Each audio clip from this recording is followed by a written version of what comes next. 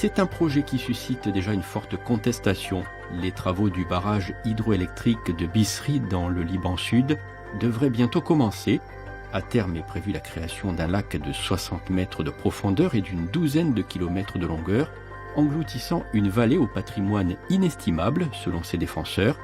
Aujourd'hui, ils se mobilisent avec force contre le projet du gouvernement libanais, financé par la Banque mondiale.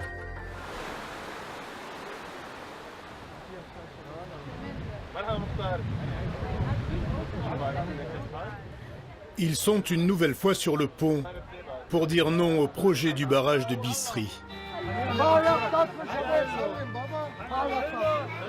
Habitants de la vallée et militants écologistes dans une lutte désespérée contre le gouvernement et ses représentants. Qu'ils ne viennent pas nous parler de science, parce que nous aussi, scientifiquement, on a des arguments. Et puis la science, ça n'autorise pas à être immorale. On doit tous résister avec force, détermination et unité, et les empêcher de détruire notre terre, et nous déloger. Une bonne centaine de manifestants répondent à l'appel lancé par Roland Nassour, le coordinateur de la campagne. Il y a une prise de conscience du peuple libanais sur les méfaits de ces barrages. Avec le temps, il y a de plus en plus de monde qui vient ici.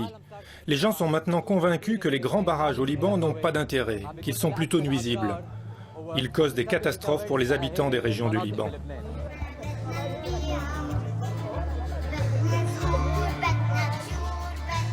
Le combat contre ce projet, imaginé dans les années 50 et ressorti des tiroirs par le gouvernement, dure depuis plusieurs années pour tenter de sauver la vallée de Bisri, dont 6 km² seraient engloutis.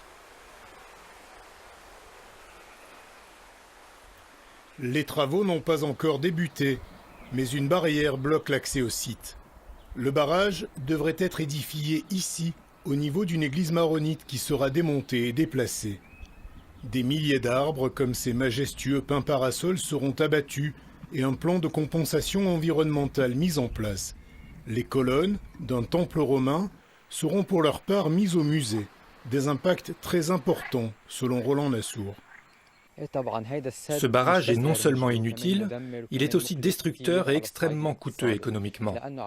On parle de plus d'1 milliard d'euros pour détruire ces terres qui ont une grande valeur. Il y a des sources hydriques plus proches de Beyrouth et qui seraient beaucoup plus faciles à recueillir tout en restant dans la région de Beyrouth.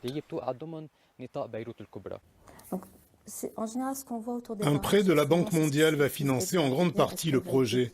L'organisation assure que tous les standards internationaux sont respectés et que toutes les alternatives au barrage ont été envisagées en vain. Que ce soit la nappe souterraine de Beyrouth qui est déjà en surexploitation, que ce soit la réduction des pertes en réseau, que ce soit le dessalement ou la réutilisation des eaux, on n'arrive pas à avoir le volume nécessaire pour sécuriser l'eau pour 1,6 million de personnes à l'horizon 2035. Sur le pont, les opposants forment une chaîne humaine, entonnant l'hymne national. Parmi eux, Marie-Dominique Awad Farhat, propriétaire de terres agricoles. Au barrage de Bisri, nous voulons que cette plaine de Bisri redevienne une réserve naturelle. Sur ces terres fertiles, héritées de ses parents, Marie-Dominique produit des kiwis, des avocats et des fraises, sur une exploitation de 13,5 hectares dont elle vient d'être expropriée. Cette récolte sera la dernière?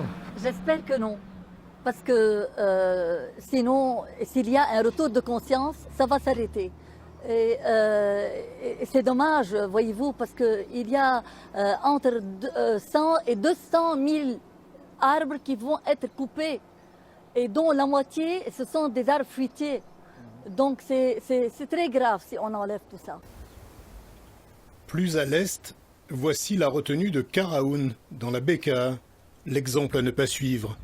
Le plus grand lac artificiel du Liban, mis à l'eau dans les années 50, au moment où le projet de Bisri était imaginé. Nassim Massad, exploitant agricole, est originaire des lieux. Dans sa jeunesse, il se baignait dans le lac. Cette année, d'abondantes précipitations ont atténué la pollution, mais sur les 350 millions de mètres cubes du réservoir, 13% sont des eaux usées. L'épuration n'est pas une priorité, dans les 69 villages et 600 entreprises qui bordent le fleuve Litani en amont du barrage. Les eaux usées se déversaient sans qu'il n'y ait d'épuration. Maintenant, il commence à y avoir quelques stations d'épuration, mais pas partout. Cette terre a été rendue arable par le travail de nos ancêtres. Et maintenant, c'est devenu un dépotoir.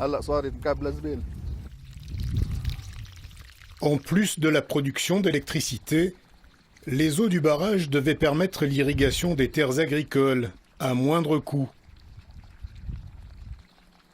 Mais depuis 4 ans, le robinet du Litani reste désespérément fermé.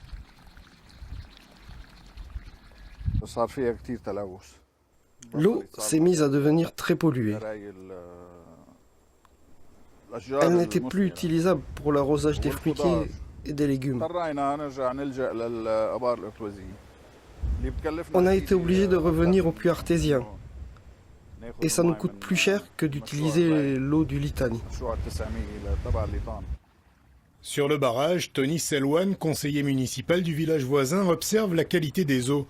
Il n'a pas vu de truite dans le lac depuis plus de 20 ans.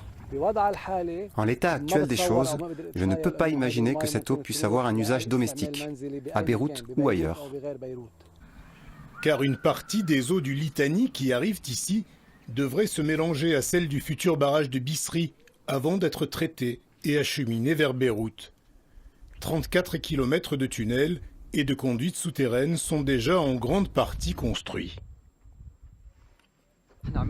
On a fait des travaux, on a détruit la nature et dépensé de l'argent, mais ça ne veut pas dire que l'on est obligé de continuer et de dépenser davantage d'argent pour ce projet catastrophique et détruire d'autres régions. Et voilà qu'il lance de nouveaux projets inutiles. C'est un nouveau projet pour voler ce pays, un nouveau projet de corruption et de dilapidation de l'argent public. Ce député de gauche pense que le gouvernement agit par cupidité. Ce restaurateur installé sur les berges de la rivière est lui prêt au combat.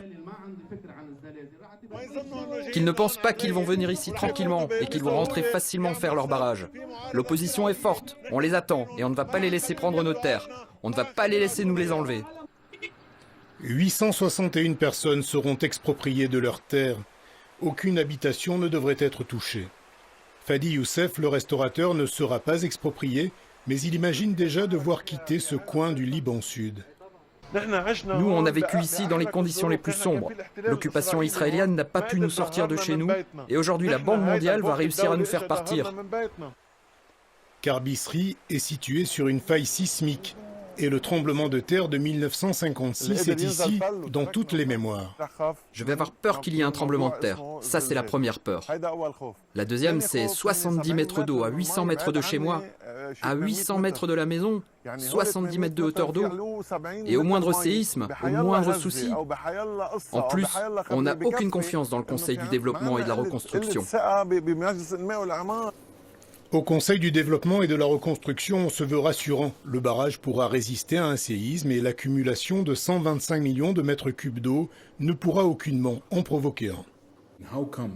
Comment une charge de 60 mètres d'eau, ce qui représente 6 bars, pourrait faire bouger une faille qui se trouve à 15 ou 20 km de profondeur, qui déjà est loin du site et qui devrait être suffisamment en tension, et la faire bouger pour provoquer un tremblement de terre? C'est impossible. Scientifiquement parlant, c'est impossible. Tout cette eau-là, ça va être un lac derrière le barrage, sur la faille de Bisri, qui est là. Mais tous les experts ne sont pas du même avis. Ce géologue libanais connaît bien la région de Bisri, et la présence d'une telle réserve d'eau l'inquiète. Lorsque l'eau s'infiltre, ça va lubrifier la faille et c'est tout. Les tremblements de terre vont commencer sur la petite faille, puis sur la grande faille. On sait comment on peut induire cette sismicité, mais on ne sait pas comment elle va développer. Il ne faut pas jouer de ces trucs-là. Il faut choisir un autre endroit pour avoir un barrage comme ça. Sinon, ça va être un gros problème. Dans la capitale, chaque maison a sa citerne sur le toit. L'approvisionnement en eau est l'un des problèmes majeurs de la région de Beyrouth, où résident 40% de la population du Liban. L'été, les coupures sont fréquentes et les habitants se font ravitailler par camion. Afin de sécuriser l'approvisionnement, la première pierre du barrage de Bisri devrait être posée dans le courant de l'été.